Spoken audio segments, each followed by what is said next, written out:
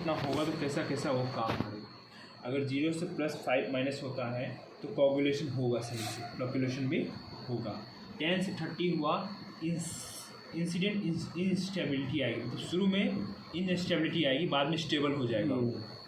30 से 40 हुआ तो मॉडरेट स्टेबिलिटी चालू हो जाएगी इसके अंदर, ठीक है ना, स्टेबल होना चालू हो गया। 40 से ज़्यादा स्टेबल हो गया, मोर देन 60 स्टेबल हो गया। समझ में आ गया? स्टेबल नहीं होना चाहिए। हमारा ये सही है, ये पहला सही है, ठीक है ना। Zeta potential can be measure on the basis of their pH value. PH value के हिसाब से हम उसके जेटा पोटेंशियल मेजर कर सकते हैं।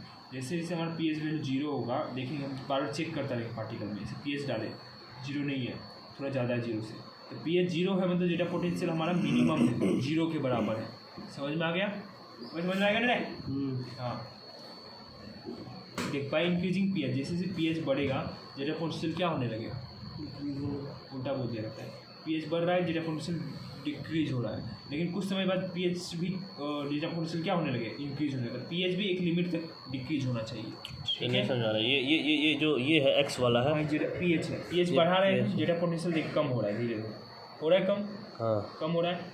एक समय तक आया, एक पीएच फिक्स है कि इस पीएच ये ऐसे एक साथ चल रहा होगा ना, plus minus plus minus plus. भाई हम यहाँ पे खड़े हैं, ठीक है, हमारा पीएच था मान ली 3, हमने पीएच बढ़ाना चालू किया, कुछ उसमें पार्टिकल डालना चालू किया, पीएच बढ़ रहा है, जेटा पोटेंशियल क्या हो रहा है, ये रहा जेटा पोटेंशियल का लाइन है, ये नीचे आ रहा है, कमी होगा ना, तो नीचे आ रहे हैं ना हम, तो यहाँ जा रहे हैं, नीचे आ रहे हैं, जेटा पोटेंशियल कम हो रहा है, कम हो रहा है, कम हो रहा है, यहाँ जेटा पोटेंशियल क्या हो गया, सही हो गया, 0 हो गया, हमारे लिए अच्छा पार्टिकल। लेकिन अब पीएच बढ़ाएंगे तो क्या होगा, जेटा पोटेंशियल भी क्या होना चालू हो जाएगा, बढ़ने लगेगा। तो एक लिमिट तक होना चाहिए, ठीक है ना। Step for good settling of solid particle, settling अच्छा करना है तो क्या स्टेप्स होना चाहिए। To find out pH of slurry for lowest JP, ऐसा पीएच ढूंढो कि वहाँ पे जेपी क्या हो, कम हो, ठीक है।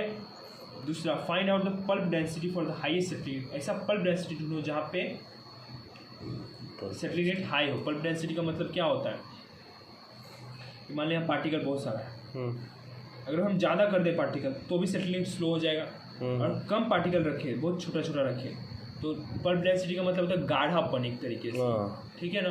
छोटा छोटा पार्टिकल अगर रखेगा उसमें तो गाढ़ापन कम रहेगा, पल्प डेंसिटी कम है, तो एक लिमिट तक पर, जैसे इसका ग्राफ कैसा बनता है, ऐसा बनता है, ठीक है ना। पहले साइज पार्टिकल बढ़ा रहे हैं तो पल्प डेंसिटी बढ़ रहा है, सेटलिंग रेट बढ़ रहा है, ठीक है ना।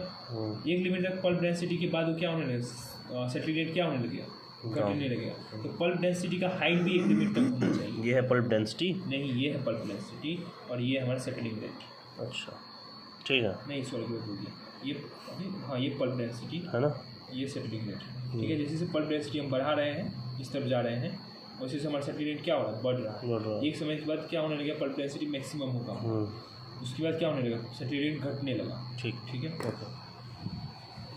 उसको हम क्या बोलते हैं, ऑप्टिमम पल्प डेंसिटी। पहला चीज़ क्या है ना, ऐसा पीएच ढूंढो जहाँ पे जेपी क्या हो, लोएस्ट हो। ऐसा पल्प डेंसिटी ढूंढो जहाँ पे सेटलिंग रेट क्या हो, हाईएस्ट हो। और हमारा find out underflow density, underflow density भी हमें पता होना चाहिए, और ओवरफ्लो क्लैरिटी भी हमें पता होना चाहिए। अंडरफ्लो डेंसिटी मतलब क्या, जैसे कि हमारा एक पार्टिकल है, यहाँ पे हमारा पोस्टर सेडिमेंटेशन जमा होगा, हम यहाँ से निकालना चाहते हैं उसको, ठीक है ना, तो यहाँ का डेंसिटी भी हमें पता होना चाहिए, ठीक है। अगर पार्टिकल बहुत ज़्यादा है, ओवरफ्लो होने लगा, यहाँ से निकलने लगा, तो ओवरफ्लो का क्लैरिटी कितना ओवरफ्लो हो रहा है वो भी हमें पता होना चाहिए। ये मेनली क्या कहाँ काम आता है हमें, ये थिकनर में काम आते हैं ये सारे स्टेप्स, ठीक है। ये स्टेप्स याद रखिए, याद रखने का सब याद रखने से बहुत होगा। पैरामीटर इन्फ्लुएंसिंग फ्लक्चुएशन प्रोसेस, अब फ्लक्चुएशन को क्या पैरामीटर, ये तो याद करना, ये नहीं होता। सिलेक्टिव फ्लक्चुएशन, अब सिलेक्टिव फ्लक्चुएशन होता क्या समझो।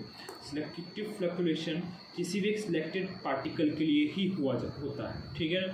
मान लो 2 पार्टिकल है इसके अंदर, एक पार्टिकल फ्लक्चुएशन हो सकता है और एक में फ्लक्चुएशन नहीं हो सकता, तो जिसमें फ्लक्चुएशन होगा उसी में हम क्या करेंगे, सिलेक्टिव फ्लक्चुएशन करेंगे।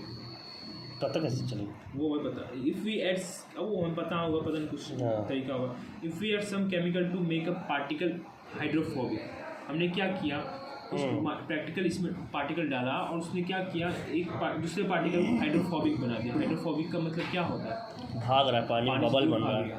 तो हम क्या करें, सिलेक्टिव फ्लक्चुएशन कर रहे हैं, कुछ पार्टिकल हाइड्रोफोबिक होगा, कुछ पार्टिकल नहीं होगा। हाँ। हम उसी पे करेंगे जो हाइड्रोफोबिक पॉसिबल है, तो हम हाइड्रोफोबिक नेचर उसका बढ़ा दिए, जिससे वो बबल फॉर्म करेगा साइड में और ऊपर आ जाएगा, अलग हो गया।